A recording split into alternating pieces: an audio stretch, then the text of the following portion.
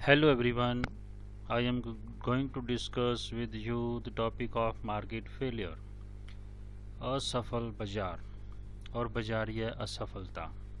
The objective of this session is to discuss with you successful or complete market failure and causes of market failure in case of environmental goods. तो बाजारीय असफलता को discuss करने से पहले question आता है कि बाजार सफल क्या होते हैं, सक्सेसफुल पूर्ण बाजार क्या है, सफल बाजार क्या है. तो बाजार सफल से डिस्कस करने से पहले भी एक टॉपिक है, टर्म आते हैं मार्केट मैकेनिज्म. कीमत संयंत्र क्या होता है? Market mechanism is that mechanism का मतलब ही ऑटोमेटिकली वर्क करने वाला. Market mechanism is that mechanism which works automatically to determine the prices of goods and services with the help of demand and supply forces without any external interference.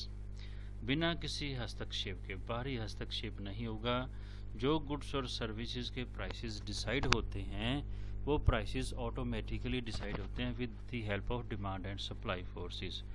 और वो जो price decide होते हैं वो efficient हैं.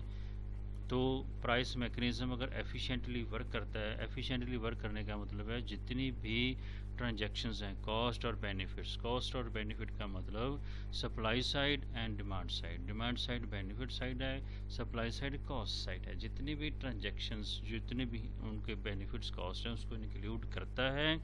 तो market mechanism efficiently work कर रहा है. A market mechanism, market system is successful when markets allocate scarce resources within an economy to promote the welfare of the household. Household का वेलफेयर मैक्सिमम है तो सक्सेसफुल मार्केट है. Efficient allocation होता है resources का. और मार्केट एजेंट्स जो होते हैं, एजेंट्स कौन से हैं यहाँ पे? Demand and supply forces. Demand and supply क्या है? Demand side means consumer side, supply side means producer side. Producer and consumer both are satisfied and the price which is determined by the demand and supply forces is known as equilibrium price. उसको कहते हैं संतुलित कीमत है, स्थिर कीमत आ जाएगी. और ऐसे ही वो जो क्वांटिटी डिसाइड होगी उसको कहते हैं इक्विलिब्रियम क्वांटिटी. तो इसमें जो मार्केट में प्राइसेस डिसाइड होते हैं वो प्राइवेट भी ऑप्टिमम होता है, वो सोशल भी ऑप्टिमम. प्राइवेट ऑप्टिमम मीन्स जो एक इंडिविजुअल के लिए ऑप्टिमम आ रहा है, उसके लिए इष्टतम है, उसके लिए ये बेस्ट एलोकेशन है या डिस्ट्रीब्यूशन है, वही सोसाइटी के लिए अलग नहीं होगा, वही उसके लिए मान्य होगा. इसका मतलब क्या हुआ कि दो तरह की कॉस्ट होती है, दो तरह के बेनिफिट्स. एक होते हैं प्राइवेट मार्जिनल बेनिफिट्स, एक होते हैं social benefits. Private benefits social benefit में कोई डाइवर्जेंस नहीं है. डाइवर्जेंस का मतलब कोई डिफरेंस नहीं आया ड्यू टू अदर फैक्टर्स.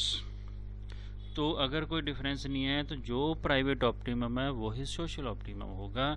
जब सोशल और प्राइवेट दोनों मीन्स सोशल भी ऑप्टिमम वही है, प्राइवेट भी वही है, तो इसको हम कहते हैं एफिशिएंट वर्क है, एफिशिएंसी है डिस्ट्रीब्यूशन के अंदर, एलोकेशन. और ये इसको कहते हैं पूर्ण बाजार है. ये सप्लाई कर रहा है, supply side, demand side. Demand side को हम बोलते हैं benefits. Marginal private benefits is equal to social marginal social benefit, no divergence. ऐसे ही आपका इसको बोलते हैं marginal private cost is equal to marginal social cost, not difference between the two. जो सोसाइटी के लिए कॉस्ट है वही मेरे लिए कॉस्ट है, इंडिविजुअल है. सोसाइटी को अलग से बियर नहीं करनी पड़ती. मैं एग्जांपल दे दूं आपको. कोई इंडस्ट्री लगी है, इंडस्ट्री पेपर मिल है, पेपर मिल में पेपर प्रोड्यूस हो रहा है. जो पेपर की कॉस्ट है एक इंडिविजुअल पे करता है, लेकिन उस पेपर को प्रोड्यूस करने में जो पोल्यूशन हो रहा है बिना किसी बेनिफिट लिए जो सोसाइटी है उसको कॉस्ट बियर करनी पड़ जाए पोल्यूशन की, तो इसका मतलब है प्राइवेट कॉस्ट अलग होगी, सोशल कॉस्ट अलग होगी, डाइवर्जेंस आ गया। जब डाइवर्जेंस आ जाता है तो मार्केट सिस्टम फेल हो जाता है। अब यहाँ पर इस सिस्टम को हम कहेंगे ये market system is efficient at this point. इस पॉइंट पर एफिशिएंट है because producer and consumer both are satisfied at this level. दोनों क्या हैं, सेटिस्फाइड हैं। जब दोनों सेटिस्फाइड होते हैं तो हम कहते हैं मार्केट सिस्टम सक्सेसफुल है। इसमें कोई डाइवर्जेंस नहीं है। बेनिफिट्स और कॉस्ट सोशल और प्राइवेट दोनों इक्वल हैं, सोशल प्राइवेट बेनिफिट इक्वल हैं, no divergence between the two. Market system is complete, successful, efficient allocation of resources, efficient distribution. तो private optimum social optimum equal आ जाएं। Market produces the supply of the goods which is socially optimum. Supply वो की जा रही है जो society के लिए ऑप्टिमम है। But in case of environmental goods, जो इन्वायरमेंटल गुड्स होती हैं वो पब्लिक नेचर की होती हैं। तो हम पहले भी पढ़ चुके हैं, पब्लिक गुड्स आपने कहीं पढ़ा होगा। पब्लिक प्राइवेट गुड्स होती हैं, पब्लिक गुड्स होती हैं। प्राइवेट गुड्स एक्सक्लूडेबल गुड्स हैं, प्राइवेट गुड्स राइवल गुड्स हैं। मैं कंज्यूम करता हूँ तो दूसरों को एक्सक्लूड किया जा सकता है, मेरा कंजम्पशन दूसरे के लिए राइवल कंजम्पशन है। लेकिन जो पब्लिक गुड्स होती हैं उनमें दो प्रिंसिपल अप्लाई होते हैं। नॉन एक्सक्लूडेबल गुड्स होती हैं, नॉन राइवल गुड्स होती हैं। हम किसी को भी इससे इसके यूज़ से एक्सक्लूड नहीं कर सकते। सनलाइट है, एयर है, these are public environmental goods. Rivers हैं, लेक्स हैं, बहुत सारे एग्जांपल्स हैं। डिफेंस है, एजुकेशन है, बायोडाइवर्सिटी, हैबिटेट, तो ये सारे के सारे क्या हैं, पब्लिक गुड्स हैं। पब्लिक गुड्स के केस में क्या होता है, हम किसी को एक्सक्लूड नहीं कर सकते। सनलाइट का यूज़ करने से, एयर का यूज़ करने से, जो वाटर है, वाटर रिजर्वियर्स हैं, उनका यूज़ करने से एक्सक्लूड नहीं किया जा सकता। जब ऐसा होता है इन्वायरमेंटल गुड्स के केस में, तो हम जब एक्सक्लूड नहीं करते तो फिर प्रॉब्लम आ जाती है। जब प्रॉब्लम क्या आती है कि वहाँ पर एलोकेशन जो है वो बेस्ट एलोकेशन नहीं हो पाता। जब प्राइस मैकेनिज़्म, यहाँ पर प्राइस मैकेनिज़्म क्या कर रहा है, एफिशिएंटली वर्क कर रहा है, जितने भी कॉस्ट और बेनिफिट्स हैं सभी को इंक्लूड करता है, अकाउंट करता है। लेकिन जब मार्केट मैकेनिज़्म फेल हो जाता है सभी कॉस्ट और बेनिफिट्स को इंक्लूड करने में, अकाउंट करने में, तो मार्केट सिस्टम फेल है। जब फेल होता है तो एलोकेशन ऑफ रिसोर्सेज इनएफिशिएंट आ जाता है। जो एजेंट्स होते हैं मार्केट के आर नॉट, यहाँ आएगा not satisfied. Market agents are not satisfied here. मैं लिख देता हूँ, markets agents are not satisfied, not satisfied, वो सेटिस्फाइड नहीं है। कंज्यूमर और प्रोड्यूसर नहीं सेटिस्फाइड होंगे। जब एक में से एक सेटिस्फाइड नहीं होगा तो क्या होगा, मार्केट सिस्टम फेल हो जाएगा। मार्केट सिस्टम फेल होगा तो फिर प्रॉब्लम आएगी। इसके क्या क्या कारण है वो आगे डिस्कस कर रहे हैं। Market will fail by not supplying the socially optimum. अब प्राइवेट ऑप्टिमम तो आ रहा है लेकिन सोशल, मैंने एग्जांपल दिया, पेपर मिल में पेपर प्रोड्यूस होता है, जो लोग उसको प्रोड्यूस कर रहे हैं उनकी कॉस्ट आ रही है, जो लोग उनको कंज्यूम कर रहे हैं, परचेज कर रहे हैं, उनको वो पेमेंट कर रहे हैं। डिमांड और सप्लाई उनकी इक्वल है और प्राइस डिसाइड हो जाते हैं। लेकिन उनकी एक्टिविटी की वजह से थर्ड पार्टी इफेक्ट इसको बोलते हैं। जो दूसरे लोग हैं, सोसाइटी में रहने वाले लोग हैं, जो उस इंडस्ट्री के आसपास रहने वाले लोग हैं, उनको पोल्यूशन, स्मोक है चाहे स्मेल है, उनको वो बियर करनी पड़ती है। उसके लिए उनको कॉस्ट बियर करनी पड़ती है, उसको कहते हैं सोशल कॉस्ट। डाइवर्जेंस आ गया। तो जब डाइवर्जेंस आता है प्राइवेट कॉस्ट में और सोशल कॉस्ट में, पेपर की कॉस्ट अलग है लेकिन उसको प्रोड्यूस करने से जो पोल्यूशन की कॉस्ट लोगों को बियर करनी पड़ती है वो कहीं अकाउंट में नहीं आ रही। तो इट मीन्स कि जो कॉस्ट है वो अकाउंट में नहीं आ रही। बेनिफिट्स, जब ऐसे बेनिफिट्स भी होते हैं, आप कोई एक्टिविटी कर रहे हैं दूसरे लोगों को बिना उसके पेमेंट किए बेनिफिट्स हो जाए, उसको कहते हैं अनकम्पनसेटेड बेनिफिट्स, मीन्स एक्सटर्नैलिटीज़, वो पॉजिटिव होती हैं। अनकम्पनसेटेड लॉस हो उसको कहते हैं नेगेटिव एक्सटर्नैलिटीज़। तो जब ऐसा होता है तो market system socially optimum allocation नहीं कर पाता, तो मार्केट सिस्टम फेल हो जाता है, बाजार असफल हो जाते हैं। जब सामाजिक स्तर पर इष्टतम जो है एलोकेशन बंटवारा नहीं होता, हम कहते हैं मार्केट सिस्टम फेल है। Each individual makes the correct decision for himself but those prove to be wrong decision for the group. जो ग्रुप के लिए प्राइवेट ऑप्टिमम तो हो सकता है, जो ग्रुप है, जो सोशल ऑप्टिमम है, वो not equal to social optimum. मैं इसको डायग्राम में बता रहा हूँ, अभी आपने बताया। अब यहाँ प्रॉब्लम क्या आएगी कि डाइवर्जेंस, अगर तो किसी एक्टिविटी के जो एक्टिविटीज़ हो रही हैं उनकी एक्टिविटी से बेनिफिट मीन्स पॉजिटिव बेनिफिट्स आपको हो जाएं। पॉजिटिव मीन्स आप कह सकते हैं कि आपने पेमेंट जो है इस स्केल इक्वल की है, लेकिन सोसाइटी में बेनिफिट्स इतने बढ़ गए। एजुकेशन का आप एग्जांपल ले सकते हैं। एजुकेशन के हमेशा सोशल रिटर्न्स जो होते हैं वो पॉजिटिव आते हैं। आपने इतनी डिमांड की, एजुकेशन की सप्लाई इतनी है, आपने पेमेंट कर दी, लेकिन आपकी वजह से बहुत लोगों और को बेनिफिट, बिना पेमेंट किए बेनिफिट हो जाए। सोसाइटी में इतना बेनिफिट हो रहा है, बेनिफिट सोसाइटी को ये हो रहा है, लेकिन जो मार्केट है वो सिग्नल इतना प्रोवाइड कर रही है कि जस्ट इतनी डिमांड है, लेकिन एक्चुअल में तो लोग इतनी डिमांड कर रहे हैं। अब एक नोट्स का एग्जांपल ले लेते हैं। आप स्टूडेंट हैं, पढ़ रहे हैं, आपको नोट्स मिले, आपने फ़ी पे की, तो आपके लिए ये डिमांड मार्केट शो कर रही है कि ये डिमांड है, लेकिन आपने आगे शेयर किए तो लोगों, बहुत सारे लोगों को और बेनिफिट्स हुआ, ये बेनिफिट बढ़कर इतना होगा। मार्केट इसको प्रोवाइड, ये सिग्नल प्रोवाइड नहीं कर रही कि कितने लोगों को, जस्ट उतने जिन्होंने पेमेंट कर दी उन लोगों को है, लेकिन बेनिफिट सोसाइटी में बहुत सारे लोगों को हुआ, तो इसको कहते हैं पॉजिटिव एक्सटर्नैलिटीज़। यहाँ पर मार्जिनल सोशल बेनिफिट्स जो हैं वो ग्रेटर हो जाएंगे। ये आपका आ गया, इसी लेवल पे देखा जाए तो इसको कहते हैं एक्सटर्नल पॉजिटिव इफ़ेक्ट्स। ये पॉजिटिव इफ़ेक्ट एक्सटर्नल बढ़ गए, कहाँ बढ़ गए, यहाँ तक है। प्राइस ये होना चाहिए था यहाँ तक, और डिमांड ये हो रही है, लेकिन प्राइस कम है, ये मार्केट सिग्नल प्रोवाइड नहीं कर पाती, तो मार्केट यहाँ पर फेल हो रही है। ये अब एफिशिएंट ये होना चाहिए था, पहले एफिशिएंट ये था, अब एफिशिएंट ये होना चाहिए था, लेकिन ये हो रहा है इनएफिशिएंसी आ गई। ये इनएफिशिएंसी किस वजह से आई है? एक्सटर्नलिटीज़ की वजह से। ये एफिशिएंसी बहुत सारे और कारण हम पढ़ेंगे, उन वजह से इनएफिशिएंसी जब मार्केट में आ जाती है तो मार्केट सिग्नल प्रोवाइड करने में सक्षम नहीं रहती, फेल हो जाती है। एक्चुअल में कितना बेनिफिट हो रहा है। ऐसे ही हम अगर कॉस्ट की बात करें, पेपर मिल में पेपर प्रोड्यूस किया जा रहा है, उसकी ये कॉस्ट आ रही है, कॉस्ट के अकॉर्डिंग ये प्राइस होना चाहिए, लेकिन सोसाइटी को बिना कुछ किए सोसाइटी को लॉस बियर करना पड़ रहा है। ये सोसाइटी का लॉस है इतना। जब लॉस होता है तो कॉस्ट बढ़ती है, कॉस्ट बढ़ने से बैकवर्ड शिफ्ट करता है एस कर्व, जो हमारा सप्लाई कर है। इसको हम बोलेंगे मार्जिनल सोशल कॉस्ट। ये बढ़ गई, ये बढ़ गई है, तो ये पॉइंट आ रहा है इक्विलिब्रियम का। ये होना चाहिए था, इतनी सप्लाई होनी चाहिए थी, प्राइस ये होना चाहिए था, लेकिन एक्चुअल में प्राइस कम हो रहा है। प्राइस ये होना चाहिए था और सप्लाई इतनी होनी चाहिए थी, लेकिन सप्लाई ये हो रही है, कम नहीं हो रही, इतना लोगों को लॉस बियर करना पड़ रहा है। ये इतना लॉस जो है ये मार्केट मैकेनिज्म बताने में फेल हो जाता है, इसीलिए हम इसको कहते हैं मार्केट फेल्योर। बाजार असफल हो गए।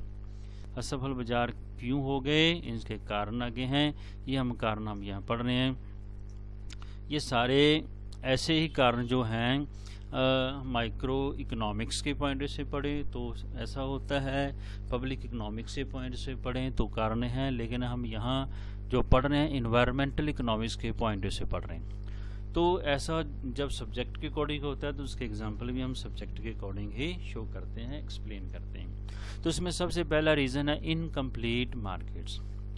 Market system incomplete. पहले क्या था? कंप्लीट मीन्स कि आपका सिस्टम सक्सेसफुल है, एलोकेशन एफिशिएंट हो रहा है।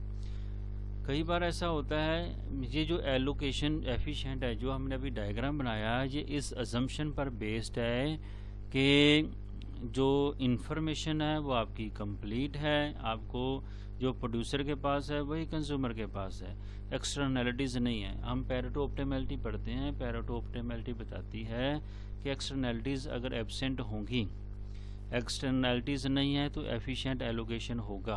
ये क्या है, प्रोड्यूसर और कंज्यूमर को फुल नॉलेज है। ये क्या बता रहा है, प्रॉपर्टी राइट्स डिसाइड है। मार्केट मैकेनिज्म किस बात पर वर्क करता है कि एलोके जो आपका एक्सटर्नल इंटरफेरेंस नहीं है, कंज्यूमर और प्रोड्यूसर दोनों कम्पिटिटिवली बिहेव करते हैं, उनके ऊपर कोई प्रेशर नहीं है, या उनको हम ये कहते हैं फुल नॉलेज है। और जो एक टर्म आती है प्रॉपर्टी राइट्स, जो प्रॉपर्टी राइट्स हैं वो वेल डिफाइंड हैं कि जो कमोडिटी हम परचेज कर रहे हैं। लेकिन जब फिजिकल गुड्स होती हैं उनमें तो ऐसा हो सकता है, लेकिन इन्वायरमेंटल गुड्स में एक प्रॉब्लम आ जाती है। उस प्रॉब्लम का नाम है प्रॉपर्टी राइट्स का वेल डिफाइंड ना होना। अब जो लैंड है या प्रॉपर्टी है, इसके प्रॉपर्टी राइट्स क्या हैं, लीगल राइट्स उसका यूज़ करने के। अगर तो राइट्स आपको पता हैं, फॉर एग्जांपल आप कॉलेज में स्टूडेंट हैं कॉलेज के, और कॉलेज में आप एडमिशन लेते हैं तो आपको राइट्स दिए जाते हैं। लाइब्रेरी का राइट है, कैंटीन का है, बुक्स आप इशू करवा सकते हैं, लाइब्रेरी में बैठ सकते हैं, वाईफाई एक्सेस कर सकते हैं। ये राइट्स हैं, ये डिफाइंड हैं, कोई आउटसाइडर आके यूज़ नहीं कर सकता, उसके पास कोई राइट नहीं है। जो पब्लिक गुड्स होती हैं, इन्वायरमेंटल गुड्स हैं, जैसे सनलाइट है, एयर है, तो पब्लिक प्लेसेस हैं, वहाँ पर आप कैसा यूज़ करेंगे। अब एक कोई सिगरेट पीता आदमी, उसके पास राइट नहीं है, क्योंकि दूसरे सभी के पास राइट है कि वो सभी सांस लें और अनपोल्यूटेड इन्वायरमेंट में जिएं। लेकिन अगर कोई अपना ओवर यूज़ करता है और सिगरेट पीता है, दूसरे को नहीं पता, इसका मतलब है कि वहाँ पर राइट्स का वायलेशन हो रहा है, property rights. For example river है, जैसे लैंड है, एग्रीकल्चर लैंड के साथ रिवर आ रही है, एक बह रही है, तो अब उस रिवर को यूज़ करने का एक होता है डाउन स्ट्रीम, एक होता है अप स्ट्रीम। अप स्ट्रीम का मतलब जिस तरफ से नदी बहकर आ रही है पानी, डाउन स्ट्रीम जिस साइड लोग रह रहे हैं, जिस साइड पानी बहकर जा रहा है। अब दोनों के पास राइट है, लेकिन डिफाइंड नहीं है कि वो कैसा यूज़ कर सकते हैं। जब राइट्स प्रॉपरली डिफाइंड ना हो तो सिस्टम क्या हो जाता है, फेल हो जाता है। राइट अगर प्रॉपरली डिफाइंड है, मेरा घर है, मुझे पता है कि मेरा घर है, मैं इसका यूज़ कर सकता हूँ, दूसरे का घर है वो यूज़ कर सकते हैं। लेकिन इन्वायरमेंटल गुड्स में प्रॉपर्टी राइट्स जो है वेल डिफाइंड नहीं होते। अब उसका रिवर का यूज़ जो है इंडस्ट्री भी कर सकती है, अपना एमिशन एफ्लुएंट कर सकती है, डिस्चार्ज कर सकती है, लोग उसका वाटर जो है एग्रीकल्चर लैंड के लिए भी यूज़ कर सकते हैं। जब राइट्स किसके पास राइट हैं, क्या पोल्यूशन करने का राइट उसको है, या क्या उसको लैंड रिवर के पानी वाटर यूज़ करने का राइट है। जब ऐसा डिफाइंड ना हो तो हमेशा क्या होता है, प्रॉपर्टी राइट्स वेल डिफाइंड ना होने की वजह से एलोकेशन जो है, डिस्ट्रीब्यूशन इनएफिशिएंट हो जाता है। इनएफिशिएंट होगा तो मार्केट सिस्टम क्या होगा, फेल होगा। तो मार्केट सिस्टम को सक्सेसफुल होने के लिए कंडीशन है कि property right should be well defined. जो गुड्स होती हैं एनवायरमेंटल गुड्स, उनको यूज़ करने के राइट्स प्रॉपरली डिफाइंड होने चाहिए। इसकी फीचर्स भी होते हैं, ये कॉम्प्रिहेंसिव होने चाहिए, ट्रांसफरेबल होने चाहिए, सिक्योर होने चाहिए। अगर ऐसा है तो राइट्स का हम यूज़ करके मार्केट सिस्टम को जो है कंप्लीट कर सकते हैं, सक्सेसफुल कर सकते हैं। लेकिन इन्वायरमेंटल गुड्स के केस में प्रॉपर्टी राइट्स डिफाइंड ना होने की वजह से मार्केट सिस्टम फेल हो जाता है। तो इसका सलूशन जो है वो कॉस ने दिया है। हम आगे इसको जो कॉस थ्योरम है वो इसको डिस्कस करेंगे, कैसे जो है टू पार्टीज़ में अगर डिस्प्यूट होता है प्रॉपर्टी राइट्स को लेकर तो उसको हम कैसे टैकल कर सकते हैं, मार्केट सिस्टम को कैसे सक्सेसफुल बना सकते हैं। सेकेंड रीज़न है मार्केट फेलियर का एक्सटर्नैलिटीज़। एक्सटर्नैलिटीज़ को कहते हैं बाहरी प्रभाव, बाह्यताएँ, एक्सटर्नल इफ़ेक्ट्स। अब एक्सटर्नल इफ़ेक्ट्स क्या हैं, अभी हमने ये डायग्राम बनाया है, ये इस अजम्पशन पर बेस्ड है कि एक्सटर्नल इफ़ेक्ट्स नहीं हैं। मैं दोबारा से बना देता हूँ। एक्सटर्नल इफ़ेक्ट्स क्या है, एक्सटर्नल इफ़ेक्ट्स का मतलब कि जो आपकी डिमांड है यहाँ पर शो की जा रही है वही है, जो सप्लाई है वही है। ये दिस इज़ डिमांड, ये इज सप्लाई। अब ये ट्रू पिक्चर शो हो रही है कि मार्केट मैकेनिज्म एग्जैक्ट पिक्चर दे रहा है कि ये प्राइस है, ये डिमांड है। लेकिन आप जो जितना पे कर रहे हैं, इस जितना आपने डिमांड किया, इससे आपको डिमांड जो है सोसाइटी के लिए अलग से जो एडिशनल बेनिफिट है सोसाइटी को बिना पे किए बेनिफिट्स हो जाएं, इसको कहते हैं पॉजिटिव एक्सटर्नैलिटीज़। तो एफिशिएंट तो ये है, लेकिन जब बेनिफिट्स बहुत सारे लोगों को और मिल रहा है तो इस बेनिफिट से क्या हुआ, इस बेनिफिट से मार्केट एफिशिएंट तो यहाँ आनी चाहिए, लेकिन हम मार्केट ये बता रही है, तो ये इनएफिशिएंसी आ गई, मार्केट सिस्टम फेल हो गया।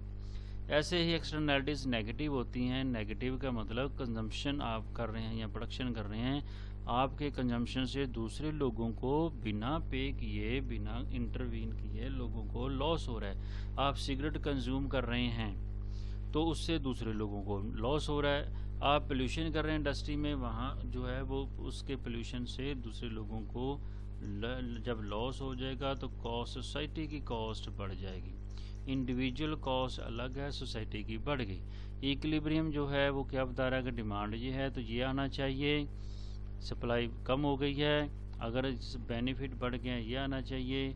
तो इसका मतलब है एफिशिएंट ये था, लेकिन एक्सटर्नैलिटीज़ की वजह की अब एफिशिएंसी नहीं रही, अब वो यहाँ आ रही है, लेकिन मार्केट इसको उस प्रॉपर सिग्नल प्रोवाइड नहीं कर पाती कि एक्सटर्नैलिटीज़ हैं क्या, कितनी है, उसको एस्टिमेट करना पड़ता है, कितने नेगेटिव इम्पैक्ट हैं, कितने पॉजिटिव हैं। तो इनको जब मार्केट सिस्टम जो है इसको अकाउंट नहीं कर पाता तो मार्केट सिस्टम फेल हो जाता है। एक्सटर्नैलिटीज़, इसका पूरा टॉपिक हम डिटेल में स्टडी करेंगे। ये एक पूरे टॉपिक है, यहाँ जस्ट मैं एक पॉइंट ले रहा हूँ आपके सिलेबस के अकॉर्डिंग। ये पूरे टॉपिक हैं, पूरे डिटेल में हम इनको आगे आने वाले टाइम में डिस्कस करेंगे। जस्ट हम यहाँ क्या कर रहे हैं, इनको एक पॉइंट वाइज डिस्कस कर रहे हैं शॉर्ट फॉर्म के अंदर। उसके बाद थर्ड पॉइंट आता है नॉन एक्सक्लूजन। जो पब्लिक गुड्स होती हैं उनके यूज़ से हम दूसरों को एक्सक्लूड नहीं कर सकते। पब्लिक गुड्स क्या होती हैं, ओपन एक्सेस। ओपन एक्सेस का मतलब कोई भी यूज़ कर सकता है।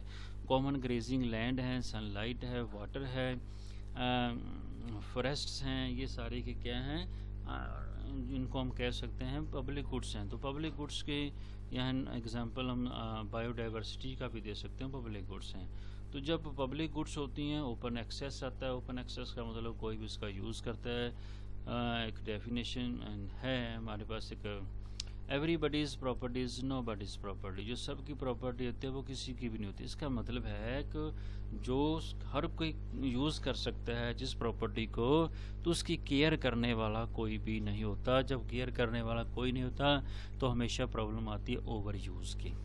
ओवर यूज़ किया जाता है सोसाइटी में। मुझे प्राइवेटली जितना बेनिफिट चाहिए मैं हमेशा कोशिश करूँगा कि मैं उससे ज़्यादा ओवर यूज़ करूँ। क्यों? क्योंकि ओपन एक्सेस है।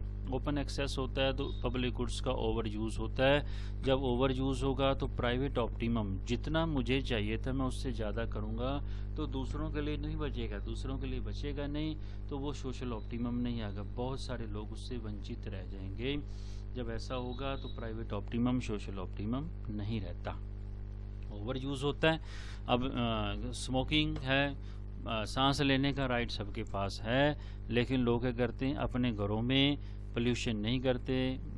घरों में स्मोकिंग कम है तो बाहर जो है ओपन में पब्लिक प्लेस पे ओवर यूज़ करते हैं। वो समझते हैं कि ये मेरा राइट है, मैं यूज़ कर सकता। जब ऐसा ओवर यूज़ होता है तो प्राइवेट ऑप्टिमम वो तो बेनिफिट ले रहा है, लेकिन दूसरों लोगों के लिए सांस लेने में प्रॉब्लम आ रही है तो पोल्यूशन हो रहा है। ऐसी इंडस्ट्रीज़ में पोल्यूशन होगा। तो जब भी ऐसा ओवर यूज़ होता है, क्योंकि पब्लिक गुड्स हैं, पब्लिक गुड्स में ओवर यूज़ होगा, क्योंकि हम दूसरों को एक्सक्लूड नहीं कर सकते, कोई भी यूज़ कर सकता है। ओवर यूज़ होने से प्राइवेट ऑप्टिमम सोशल ऑप्टिमम नहीं रहता। अगर कॉपरेशन है, हम इसका भी पूरा डिटेल में इस टॉपिक को स्टडी करेंगे। ये भी एक पूरा फुल फ्लैश टॉपिक है। अगर कॉपरेशन होता है, कॉपरेशन से क्या होता है, प्राइवेट ऑप्टिमम सोशल ऑप्टिमम आ सकता है। अगर कॉपरेशन नहीं है तो प्राइवेट ऑप्टिमम आ जाएगा लेकिन सोशल ऑप्टिमम नहीं होगा। जब सोशल ऑप्टिमम नहीं है तो मार्केट सिस्टम फेल है। प्राइवेट ऑप्टिमम तो यहाँ है लेकिन सोशल ऑप्टिमम नहीं आ रहा, वो यहाँ आ रहा है या यहाँ आ रहा है। तो इसका मतलब है ये पिक्चर इनको इंक्लूड नहीं करती तो मार्केट सिस्टम क्या है, फेल हो रहा है। फोर्थ रीज़न है हमारा non rivalry. Rival goods, public goods हम पहले पढ़ चुके हैं। जो पब्लिक गुड्स होती हैं नॉन राइवल होती हैं। मेरा कंजम्पशन दूसरे के कंजम्पशन को अफेक्ट नहीं करेगा। Technically non rivalry means marginal social cost of supplying the good to an additional individual is zero. जब कॉस्ट जीरो आ जाएगी तो कॉस्ट जीरो होने से एडिशनल कॉस्ट जीरो होने से फ्री राइडिंग की प्रॉब्लम आएगी। लोग बेनिफिट ले रहे हैं लेकिन कॉस्ट पे नहीं करेंगे तो बेनिफिट और कॉस्ट इक्वल नहीं आएंगे। जब कॉस्ट बेनिफिट इक्वल नहीं होंगे तो क्या होगा, मार्केट सिस्टम फेल होगा। ये कॉस्ट बेनिफिट ही तो हैं। जब हम डिमांड कर सप्लाई कर्व कर रहे हैं, ये बेनिफिट साइड है, मार्जिनल बेनिफिट कह सकते हैं इनको आप मार्जिनल कॉस्ट कहते हैं। मार्जिनल कॉस्ट बेनिफिट इक्वल आ रहे हैं यहाँ पे, तो मार्केट सिस्टम क्या है, सक्सेसफुल है। लेकिन नॉन राइवलरी में एडिशनल कॉस्ट का मतलब क्या है कि जितने लोग पे कर रहे हैं उनको बेनिफिट मिलना चाहिए। कॉस्ट जो है वो आपके बेनिफिट्स के इक्वल आनी चाहिए। लेकिन क्या होता है पब्लिक गुड्स में, जितने लोग पे करते हैं उससे ज़्यादा ओवर यूज़ करने की कोशिश करते हैं लोग, बिना पे किए यूज़ करने की कोशिश करते हैं, बिना पे किए बेनिफिट्स लेने की कोशिश करते हैं। तो क्या होता है, फ्री राइडिंग होती है। फ्री राइडिंग से कॉस्ट बेनिफिट इक्वल नहीं आते। सोशल ऑप्टिमम जो है, private optimum social optimum equal नहीं होते। तो जब ऐसा होता है तो मार्केट सिस्टम फेल होता है। ये भी पूरा एक टॉपिक है, हम इसको पूरा डिटेल में स्टडी करेंगे। यहाँ जस्ट हम क्या कर रहे हैं, जस्ट इनका ओवरव्यू कर रहे हैं कि ये एक रीजन हो सकता है। हमने जो लोअर क्लासेस हैं उनके अंदर एक एक लाइन पढ़ी होगी। यहाँ पर आपको पूरा डिटेल में, इन्वायरमेंटल इकोनॉमिक्स है, यहाँ पर हम पूरा डिटेल में इन टॉपिक्स को स्टडी करेंगे। ये फोर्थ रीज़न है, नॉन राइवलरी। तो कॉस्ट बेनिफिट इक्वल नहीं आएगी, मार्केट सिस्टम क्या होगा जी, फेल होगा। आगे नॉन कन्वेक्सिटी। कन्वेक्सिटी का मतलब क्या होता है, मैं यहाँ बता दूँ आपको। आपने पढ़ा है एमपी, और जो आपका इंडिफरेंस कर्व है ये convex to the point of origin है। इस साइड कॉन्वेक्स है, इसकी जो बेंड है इस साइड है वो, ये कनकेव है, इस साइड कन्वेक्स है। तो ऐसे ही जो आपका बेनिफिट कर्व है उसकी शेप ऐसी होती है। जो कॉस्ट कर्व है ये मार्जिनल कॉस्ट कर्व है, ये बेनिफिट कर्व है। बेनिफिट हमेशा जैसे जैसे हम पोल्यूशन करते हैं, प्रोडक्शन करते हैं, बेनिफिट मिलने वाला बेनिफिट डिक्लाइन करता है, पोल्यूशन की कॉस्ट बढ़ती है। ये इनका बिहेव है। एमबी कर्व और MC curve are not well behaved. अगर कन्वेक्सिटी है तो अगर मार्केट सिस्टम को अगर कंप्लीट माने, अभी हमने यहाँ डायग्राम बनाया था कि मार्केट सिस्टम जो है वो कंप्लीट माना जाता है अगर डिमांड कर्व ऐसा है, सप्लाई कर्व ये राइजिंग है। ये सप्लाई कर्व है, इसको एमसी कर्व बोलते हैं। ये डिमांड कर्व है, इसको हम एमबी कर्व बोल रहे हैं। अगर तो एमबी कर्व ऐसा है, सप्लाई कर्व ऐसा है, तो हमारा सिस्टम कंप्लीट माना जाएगा जब हम इसको यहाँ पर इसको बताएंगे कि ये प्राइस है या क्वांटिटी है। अगर पोल्यूशन की बात करें तो इतना पोल्यूशन हो रहा है, इतना उसके लिए हम क्या कर रहे हैं, पे कर रहे हैं। तो ये मार्केट सिस्टम कंप्लीट है कब, जब कन्वेक्सिटी है। कन्वेक्सिटी का मतलब होता है कि एमबी कर्व और MC curve are well behaved. Well behave का मतलब जैसे हम कहें आपका बिहेव ठीक नहीं है, जैसा स्टूडेंट का बिहेव होना चाहिए वैसा नहीं है, ओबीडियंट नहीं है तो हम कहेंगे वेल बिहेव्ड नहीं है। ओबीडियंट है तो हम कहेंगे, अगर इस यहाँ देखा जाए कि एमबी कर्व डाउनवर्ड स्लोपिंग होता है, स्टूडेंट ओबीडियंट होते हैं, तो ऐसा अगर वो नहीं है तो हम कहेंगे वो ओबीडियंट नहीं है। जब वो नहीं है तो मार्केट्स जो है कर्व जो है वो वेल बिहेव्ड नहीं है, स्टूडेंट जो है वेल बिहेव्ड नहीं है। अगर वेल बिहेव्ड नहीं होगा तो क्या होगा, हम कहेंगे not well behaved MB curve. तो एक सिस्टम पोल्यूशन में ऐसा आ जाए, जैसे मैं कहूँ कि MB curve marginal cost curve कैसा होना चाहिए, राइजिंग, डिक्लाइन नहीं आना चाहिए। डिक्लाइन है तो वो वेल बिहेव्ड नहीं है। लेकिन हमारा पोल्यूशन का सिस्टम इतना बैडली डैमेज हो जाए तो कॉस्ट बढ़ने के बाद इतना पोल्यूशन हो गया कि कॉस्ट धीरे धीरे डिक्लाइन करके जीरो हो जाए। एडिशनल कॉस्ट है, ये मार्जिनल है, नॉट टोटल तो बढ़ेगी। जो मार्जिनल कॉस्ट है एक सिस्टम आने के बाद जीरो हो जाए। एग्जाम्पल है, क्लास के बाहर जो है नॉइस पोल्यूशन हो रहा है, इतना ज़्यादा पोल्यूशन हो रहा है, एक और एडिशनल स्टूडेंट आके जो है वो नॉइस पोल्यूशन करेगा तो उसका पता नहीं चलेगा, मीन्स उसकी कॉस्ट जीरो है। ऐसे इंडस्ट्री हैं, बहुत सारी इंडस्ट्रीज लगी हैं, इतना ज़्यादा पोल्यूशन है, एक और इंडस्ट्री लग जाएगी तो उसकी एडिशनल कॉस्ट जीरो होगी।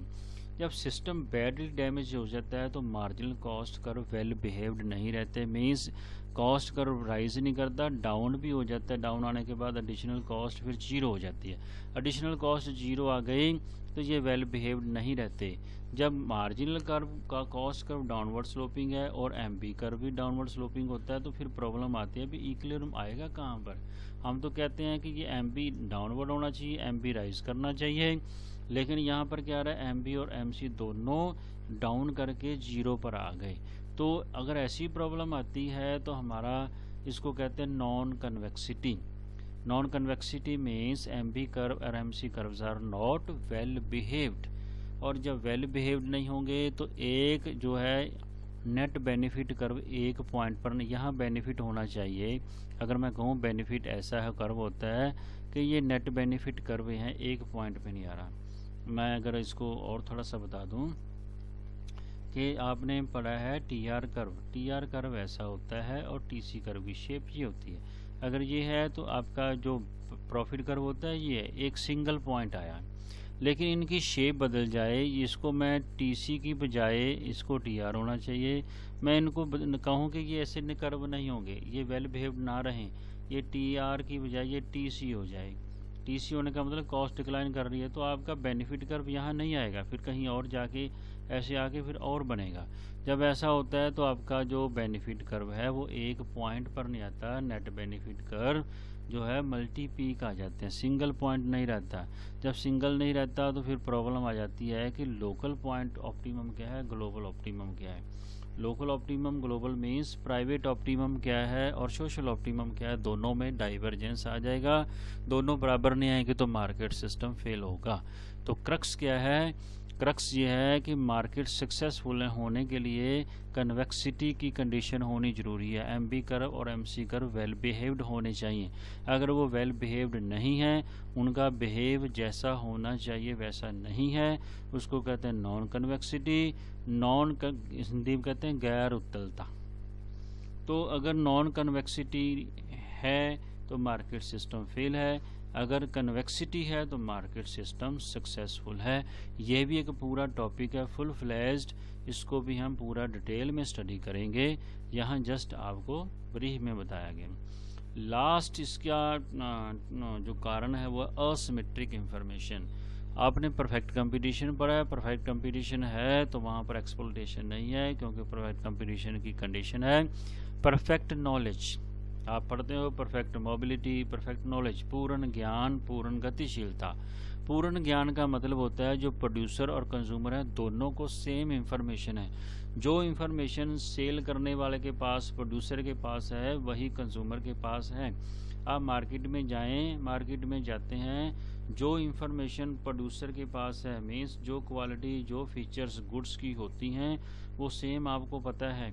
ये कोई उसमें ये नहीं है कि उसको ज़्यादा नॉलेज है उसके बारे में और आपको वो कम बता रहा है। तो आपको भी फुल नॉलेज है, उसको भी फुल नॉलेज है। तो जब ऐसा होता है तो मार्केट सिस्टम फेल नहीं होता। क्यों नहीं होता? क्योंकि वो एक्सप्लॉइट नहीं कर सकता आपको। लेकिन जो कई बार ऐसा होता है, जैसे इंश्योरेंस के केस में है, जब हम इंश्योरेंस करवाते हैं तो हमें अपनी हैबिट्स का पता है हम कैसे हैं, लेकिन जो इंश्योरर होता है जिसने इंश्योरेंस करनी होती है उसको नहीं पता कि आपकी हैबिट्स, आपके कितना प्रिकॉशन आप लेते हैं। तो जब ऐसा है, अब मुझे क्या डिसीज़ेज़ हैं वो नहीं, उसको इंश्योरेंस करने वाले को नहीं पता, वो मुझे पता है। जब ऐसा होता है तो उससे क्या होता है कि मैं उसके पास पूरी नॉलेज नहीं है, मेरे पास नॉलेज है अपने बारे में, उसको नहीं है। जब ऐसा है तो मार्केट सिस्टम दो कारणों से फेल हो जाता है, मॉरल हैज़र्ड और एक आता है एडवर्स सिलेक्शन। मॉरल हैज़र्ड का मतलब होता है नैतिक पतन हो जाना। नैतिक पतन का मतलब है जो नैतिकता, जो शिष्टाचार है वो बताता है कि आप इतना पोल्यूशन को कंट्रोल करेंगे। कोई इंडस्ट्री लगी है, इंडस्ट्री के रूल रेगुलेशन के अकॉर्डिंग आपको बताएगा कि आप इतने लेवल तक पोल्यूशन को कंट्रोल करेंगे।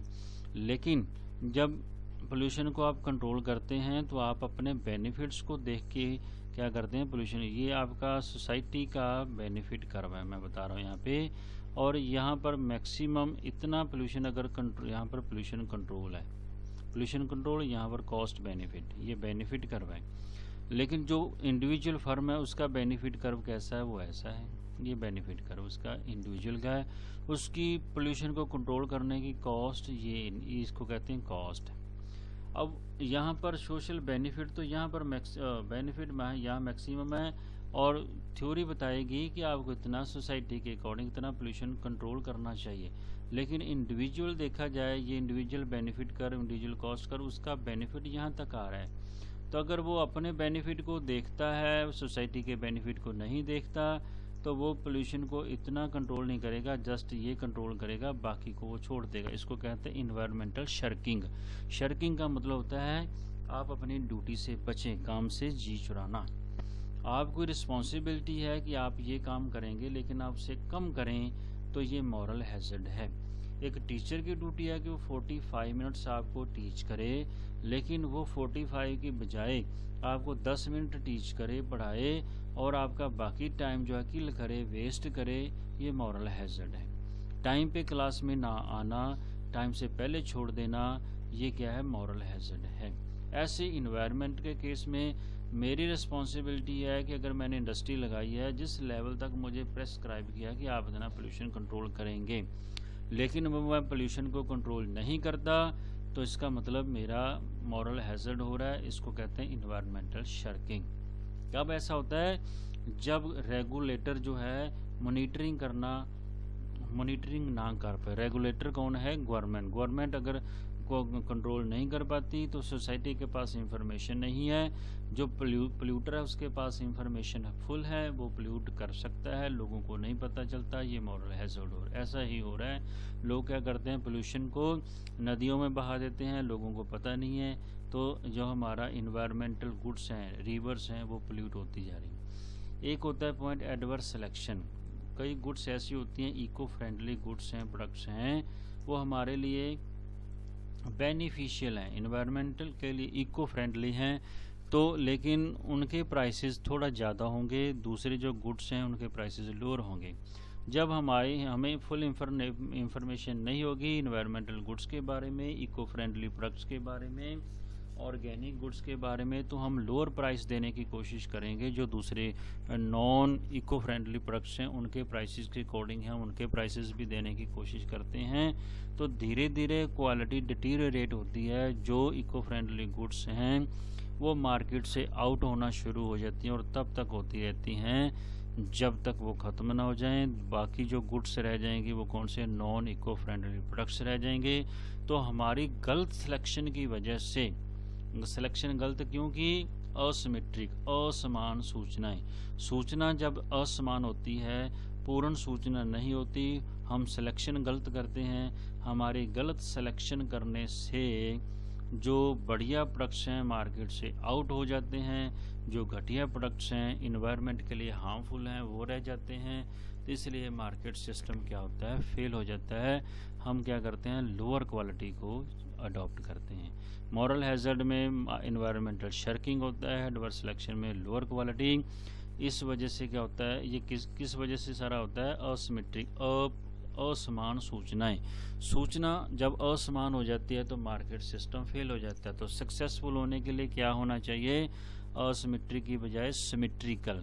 सिमेट्रिकल का मतलब होता है एक साइड आपका जैसे ये है, सेम इस साइड भी इंफॉर्मेशन हो, जितनी इंफॉर्मेशन प्रोड्यूसर के पास है वही कंज्यूमर के पास हो। इधर इंफॉर्मेशन फुल है, इधर इंफॉर्मेशन आधी है, तो ऐसा होता है। जब ऐसा होता है मार्केट सिस्टम फेल हो जाता है। जब दोनों बराबर हैं उसको कहते हैं समान, सिमेट्रिकल। जब दोनों समान नहीं होती उसको कहते हैं असिमेट्रिकल इंफॉर्मेशन। तो ये 6th रीजन था इसका। इन्वायरमेंटल गुड्स के केस में ये कारण हैं। इन कारणों की वजह से इन्वायरमेंटल गुड्स के केसेस में मार्केट सिस्टम जो है वो फेल हो जाता है। तो ये रीज़न हैं, कौन कौन से हैं। फर्स्ट है incomplete market, property rights fully defined होने चाहिए। जो फुली डिफाइंड होते हैं मार्केट सिस्टम कंप्लीट माना जाता है। एक्सटर्नैलिटीज़ हैं, पॉजिटिव नेगेटिव होंगी, मार्केट सिस्टम फेल है। एक्सक्लूजन की वजह से नॉन कोऑपरेशन होगा, जब नॉन कोऑपरेशन होगा मार्केट सिस्टम फेल है। राइवलरी होगा तो राइवलरी में मेन प्रॉब्लम होती है फ्री राइडिंग होगी, लोग पे नहीं करते, बेनिफिट लेने की कोशिश करते हैं, तो मार्केट सिस्टम फेल है। इलेक्ट्रिसिटी यूज़ की जा रही है लेकिन पेमेंट जो है वो लोग चोरी करते हैं, पेमेंट कम कर रहे हैं, बेनिफिट ज़्यादा ले रहे हैं, मार्केट सिस्टम फेल हो रहा है। Non convexity means MC curve जो हैं वो वेल बिहेव्ड ना हो। एमबी कर्व डाउनवर्ड होना चाहिए, एमसी अपवर्ड होना चाहिए, लेकिन अपवर्ड के बजाय धीरे धीरे डाउनवर्ड आ जाए, सिस्टम फेल हो जाता है। प्राइवेट ऑप्टिमम जो है वो सोशल ऑप्टिमम नहीं रहता। सूचनाएं समान ना हो, असमान हो जाएं तो मॉरल हैजर्ड हो जाता है, एडवर्स सिलेक्शन, इनकी वजह से मार्केट सिस्टम जो है असफल हो जाता है। इस टॉपिक को पूरा डिटेल में पढ़ने के लिए आप ये आपके रेफरेंस बुक है Nick Hanley, G.F. Sjogren and B. White, environmental economics in theory and practice. उम्मीद है कि आपको ये टॉपिक अच्छा लगा। ये पूरे 6 के 6 टॉपिक आप पूरे डिटेल में स्टडी करेंगे। आने वाले टाइम में आपको इनके लेक्चर्स मिलते रहेंगे। Thank you and have a nice day. Thank you very much. Bye bye.